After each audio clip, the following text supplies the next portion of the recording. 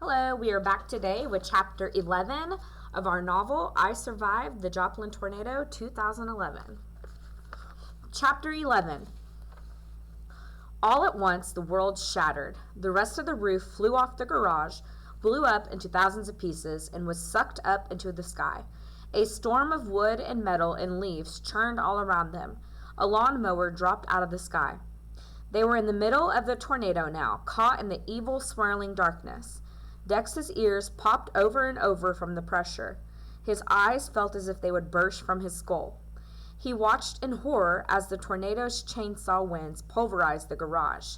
The cars parked in front bounced across the lot. A horrible stench filled the air, a mix of rotting earth and gas. It burned Dex's nose and throat and made it hard to take a breath. But the worst part was the noise. The tornado's whirring roar rose up, mixing with the thud, crash, smash of debris pummeling their car. They had to get away from here.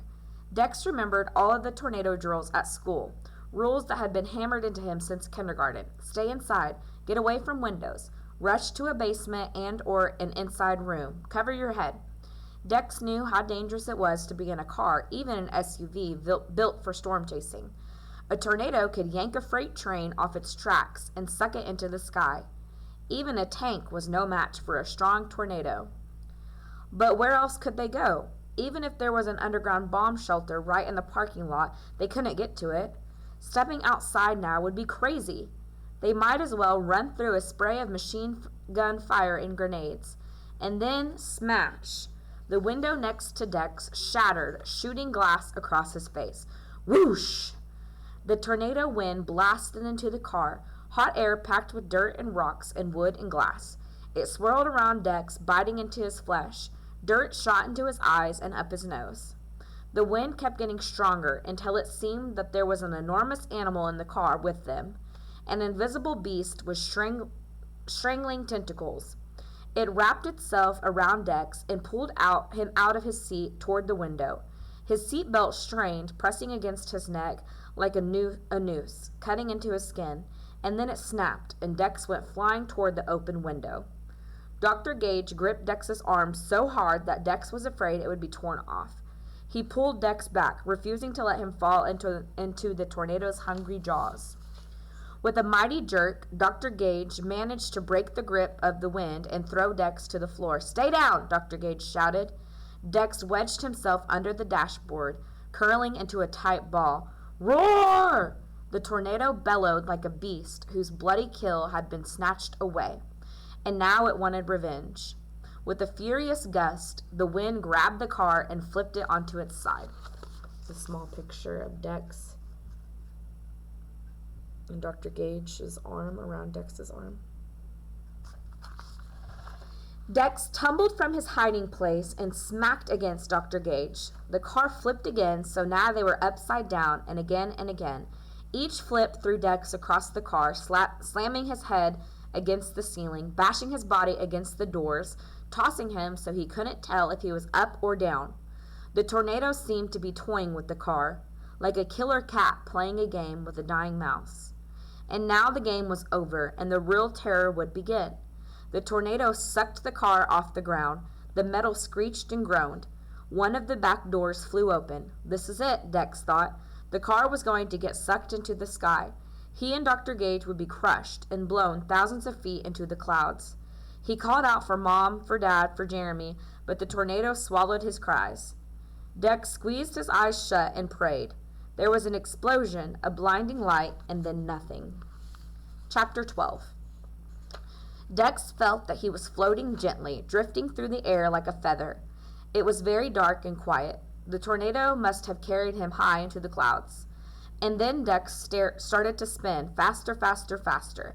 And now he felt like he was falling.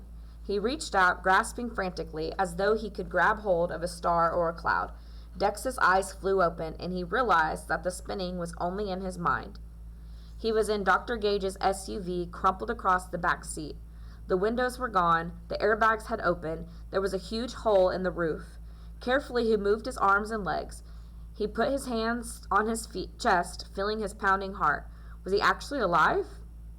He felt like he had been in a blender, his body beaten to a pulp. But somehow, no part of him had been crushed or broken or torn open. The tornado had moved on. Dex could hear in the distance. Its roar faded to a distant moan. He sat up, wincing in pain, as he spat out mouthfuls of dirt and grit.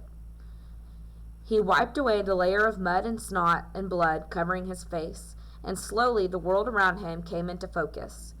It was no world he recognized. It was as if he had crash-landed on a distant planet. Instead of grass, the ground was covered with glass and pulverized wood and metal. Instead of mountains, there were hills of tangled debris. The trees looked like skeletons stripped of their leaves and branches and even their bark. He was still in the parking lot of Peter's garage. The car hadn't flown so far after all. It had made no sense that he hadn't been killed, but nothing made sense. The garage building was now a heap of crushed concrete. Smashed cars were scattered all around. One had been wrapped around a tree. Downed electrical wires hissed like fiery snakes. A tricycle hung from a branch of a naked tree. Slowly the fog lifted from Dex's mind, and he realized what else was wrong. Dr. Gage wasn't in the car. "Dr. Gage!" Dex cried out. He looked all around, his blood turning to ice when he spotted him. Dr. Gage was sprawled on the ground just a few yards away. He wasn't moving. Dex's stomach lurched, and a numb feeling spread through him. He climbed out of the SUV through a shattered window. Part of the chain-link fence was attached to the bottom of the car. That's what had saved them from being sucked into the sky, Dex realized. The fence had anchored them to the ground. Dex staggered over to Dr. Gage and fell to his knees. Dr. Gage's brown skin had turned ashy gray. With shaking fingers, Dex felt his cheek, which was cold and clammy. But his chest was moving. "Dr. Gage," Dex choked. To his relief, Dr. Gage's eyes fluttered open. He stared at Dex with reddened eyes. "Dex," he rasped, "you made it. You made it. We both did." But then Dr. Gage shut his eyes again. "Dr. Gage! Dr. Gage!" He didn't answer. Dex could see how he was badly hurt. There was a pool of blood spreading under his right leg. What should he do? What could help them? Dex's mind whirled as though the tornado winds were spinning his thoughts. All he knew was that he was alone. His city was gone, and Dr. Gage was dying. If he were a tough seal, Dex could carry Dr. Gage on his back and march through the wreckage all the way to St. John's Hospital. But Dex was not a battle-toughened seal. He was an 11-year-old kid who couldn't even hit a baseball. He had no team of warriors by his side. He barely even had any friends. Dex sat down on the cold, wet ground and closed his eyes. He wanted to curl up and disappear, but his mind drifted to the stories Jeremy had told him about SEAL training. He could practically feel his big brother's hand on his shoulder, smell his breath, hear his voice speaking quietly in the darkness.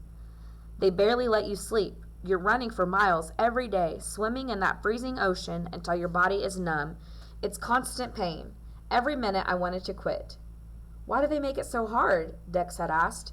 "Because the whole point is to show you that you are stronger than you ever imagined. As a SEAL, there will be times when you are terrified, lost, bleeding. But you can't just quit. The guys on your team are depending on you.